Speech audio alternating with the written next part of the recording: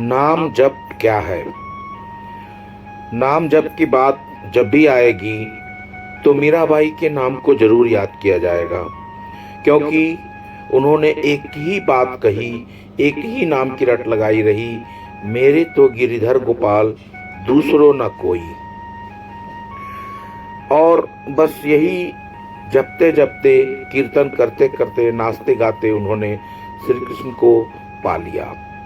और भी बहुत सारे नाम हैं जिनमें कबीर हैं, गुरु नानक जी हैं, बहुत सारे लोग हैं जिन्होंने सिर्फ नाम जप करके अपना पूरा जीवन गुजार दिया और बिना ज्यादा कुछ शास्त्र वगैरह पढ़े ही ईश्वर को पा लिया।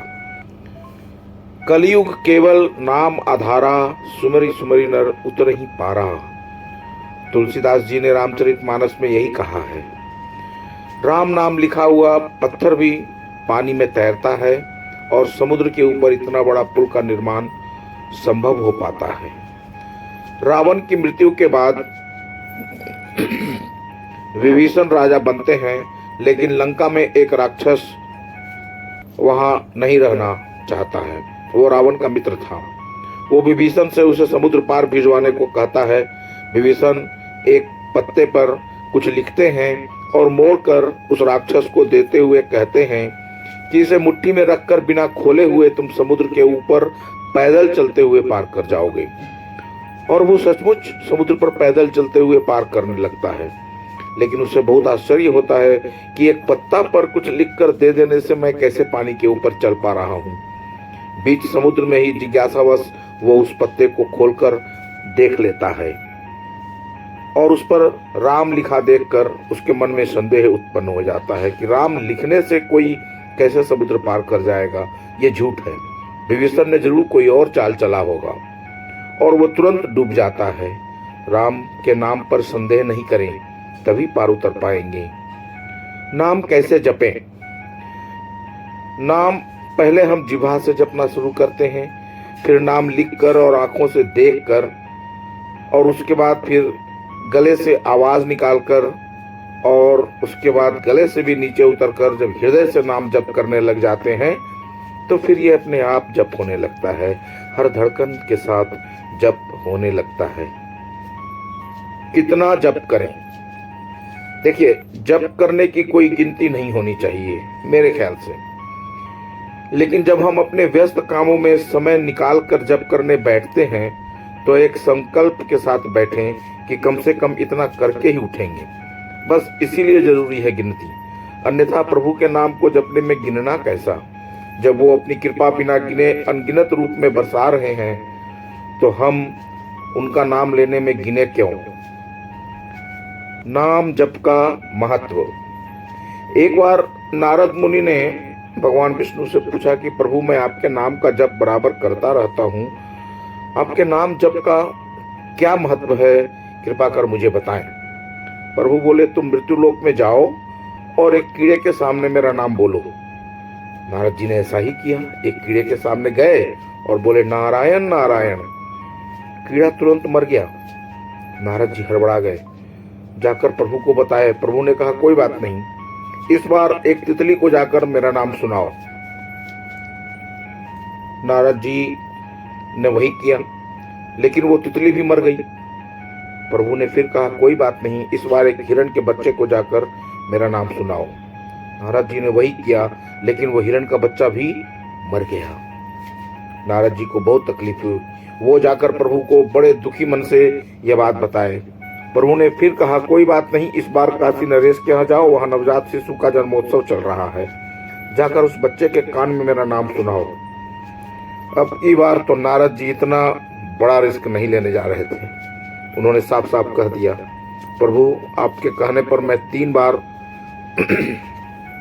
3 हत्याओं का पाप अपने सिर ले चुका हूं।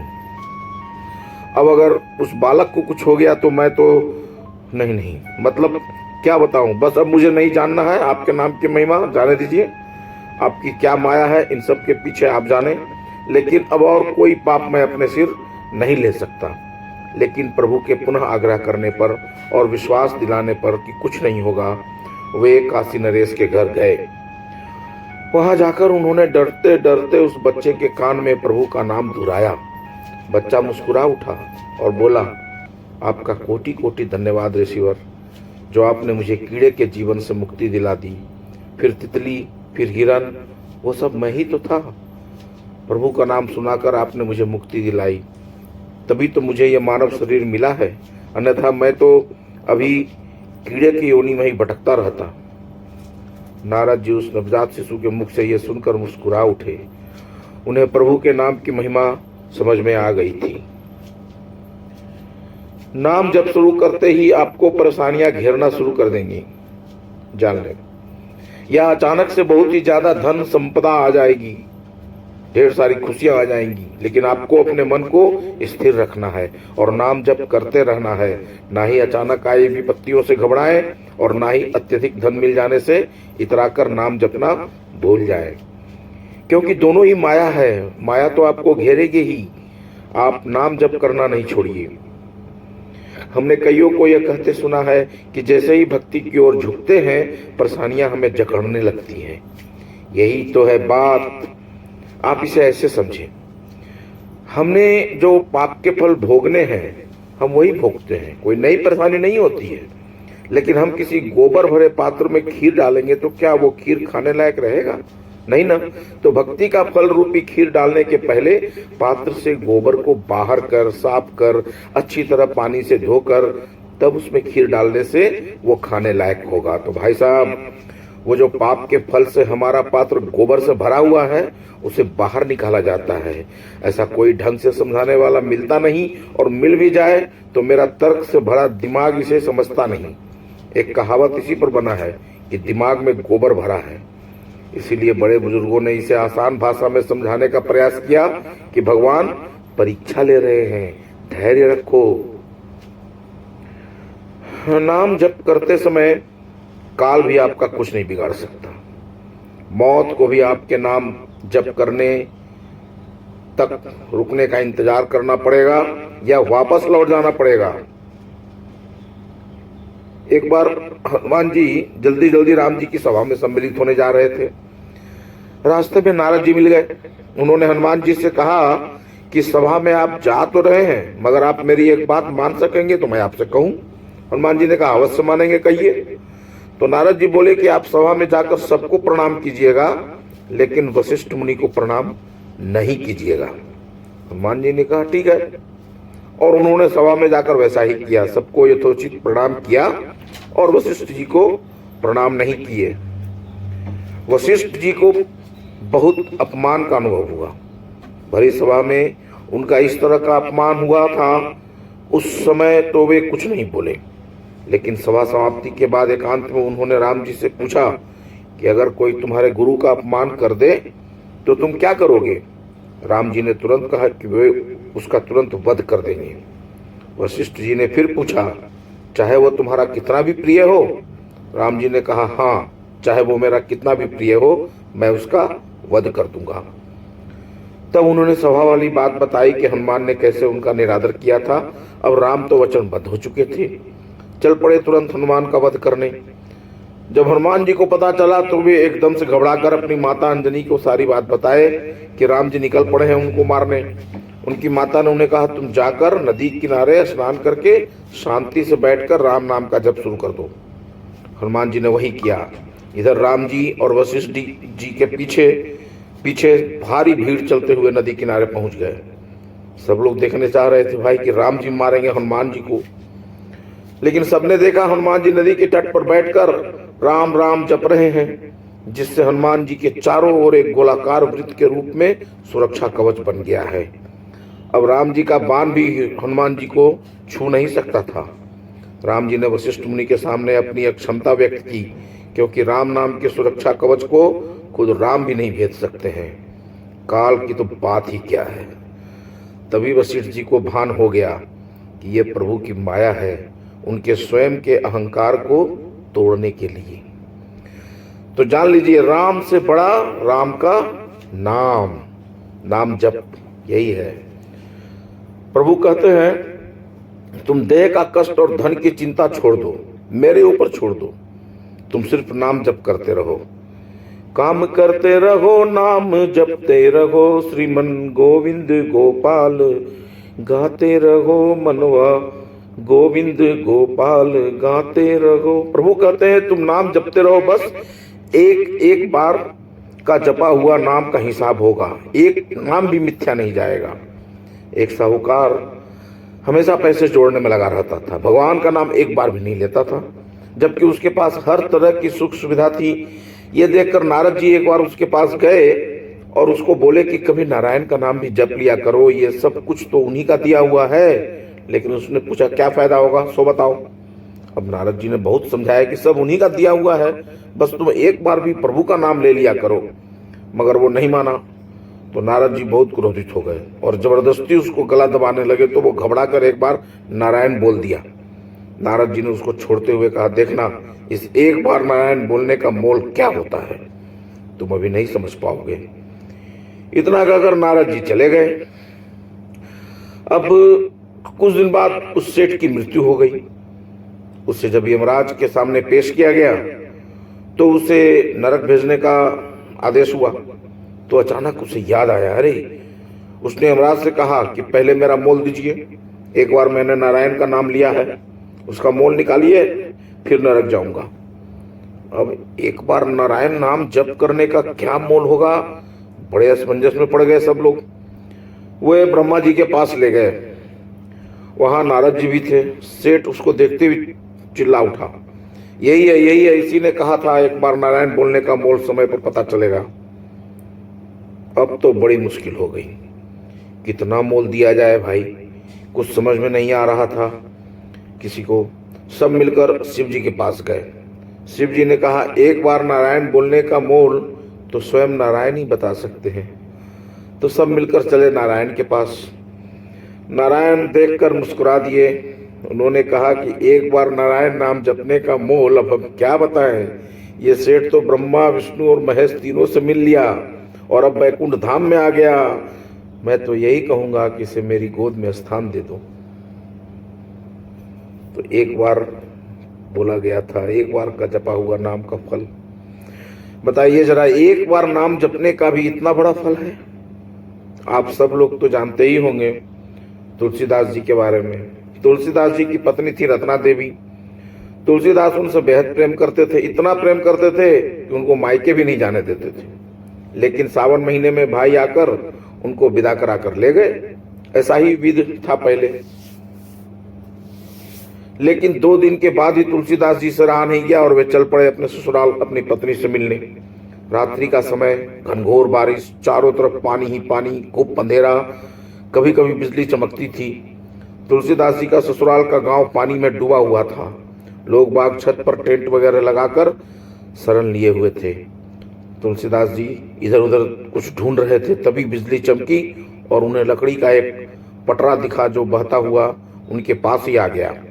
वे जल्दी से उसको पकड़ लिए और उस पर लेटकर हाथ को चप्पू की तरह चलाते हुए चल पड़े ससुराल।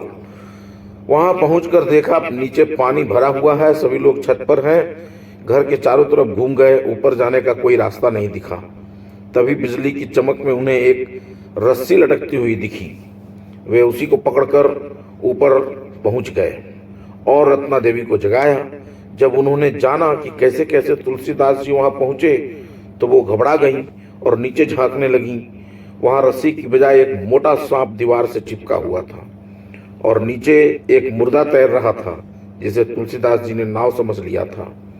रत्ना देवी के मुंह से निकल पड़ा कि अगर आप रत्ना से इस कदर प्रेम में डूबने की बजाय राम नाम से प्रेम किए होते तो आपको प्रभु मिल गए होते। कहते हैं तुलसीदास जी को उसी समय ज्ञान प्राप्त हो गया और उल्टे पांव लौट पड़े। फिर राम नाम जप ने उन्हें तुलसीदास से संत तुलसीदास बना दिया। नाम की महिमा का गुणगान तो अथाह है। प्रभु अनंत प्रभु, हरि अनंत, हरि कथा अनंता। अनेकों ऐसी ऐसी कहानियां हैं। जब डाकू रत्नाकर को नारद जी ने राम राम जपने का ज्ञान दिया तो वो डाकू बराबर मारकाट करने वाला, वो मरा मरा जपने लगा, लेकिन उसे फल राम राम जपने का ही मिला और वो डाकू से महर्षि वाल्मीकि बन गया। इसलिए पूरी श्रद्धा और विश्वास से नाम जपने का महत्व है। आप खेत में बीज बोते हैं आपको नहीं पता बीज उल्टा है या सीधा, परंतु सभी पौधे सीधा ही निकलते हैं। कहते हैं भाग्य क्या लिखा तो ब्रह्मा भी नहीं बदल सकते, लेकिन निष्ठापूर्वक पूरे विश्वास से नाम जप करने से जन्मों जन्मों के पाप भी नष्ट हो जाते हैं। यह केवल नाम जप का प्रभाव है, लेकिन इस बात को केवल ज्ञानी पुरुष ही समझ सकते हैं, क्योंकि हीरे की कीमत तो जौहरी को ही पता है, बाकी लोगों के लिए तो वो बस एक चमकदार पत्थर मात्र है। नाम जप है क्या? इसमें सबसे पहले जरूरी है उस नाम को चुनना जिस नाम का हमें जप करना है। और हमारे सनातन धर्म में इतने सारे देवी देवता हैं कि किसी एक नाम को चुनना बड़ा ही कठिन हो जाता है। अब धन के लिए माता लक्ष्मी है, शक्ति के लिए माँ दुर्गा या माँ काली, अच्छे वर के लिए भोलेनाथ, तो इसी तरह से बहुत सारे देवी देवता है। तो हमें किसी एक नाम को जपना है। अब जिनके गुरु हैं तो उनके गुरु ने जो मंत्र दिया है वे जपे, अन्यथा गुरु के नाम को ही जपे। मतलब पहले जरूरी है वो नाम को चुनना जिस नाम पर हमें पूरी आस्था और विश्वास है, भक्ति भाव है। जैसे राम, सीताराम, जय सिया राम, जय जय सिया राम, राधे राधे, जय श्री कृष्णा, राधे कृष्णा, राम राम, ओम नमः शिवाय, जय माता दी, कोई भी, मतलब कोई भी एक नाम चुन ले। अब जो भी नाम आपने चुना उस नाम को बड़े बड़े अक्षर और गाढ़े अक्षर में अपने सामने हवा में लिखा हुआ देखें। मतलब कल्पना में देखें कलर फूलों से, तो आंखें खुली हो या बंद कोई फर्क नहीं पड़ता, क्योंकि आपने उसे अपनी कल्पना में लिखा है।